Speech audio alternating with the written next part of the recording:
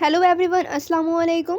1 minute Urdu grammar में welcome है आप सभी का। आज के इस वीडियो में मैं आप सभी को मुज़क्कर मोनस पढ़ाने वाली हूँ, वो भी बस 1 मिनट में।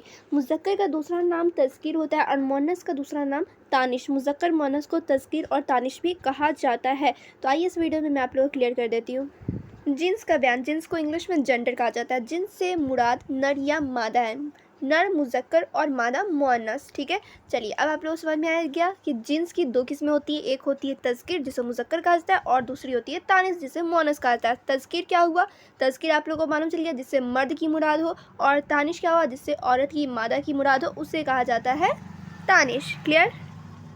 अब यहाँ पर आप लोग देखो मुज़क्कर मोनस का प्रॉपर डेफिनेशन। मुज़क्कर वह लफ्ज़ है जिससे नर मुराद लिया जाए जैसे घोड़ा, मर्द, बकरा वगैरह। मोनस वह लफ्ज़ है जिससे मादा मुराद ली जाए जैसे घोड़ी, औरत, बकरी वगैरह। नीचे एग्जाम्पल में दिए गए हैं। मुज़क्कर यहाँ पे देखो बाप मुज़क्कर है और मोनस क्या होगी तो माँ। लड़का मुज़क्कर है, लड़का के मोनस लड़की। मर्द मुज़क्कर है, मर्द के मोनस औरत। इसी तरीके से आप लोग को मुज़क्कर मोनस बनाना है। आई होप आप लोग क्लियर हो गया होगा।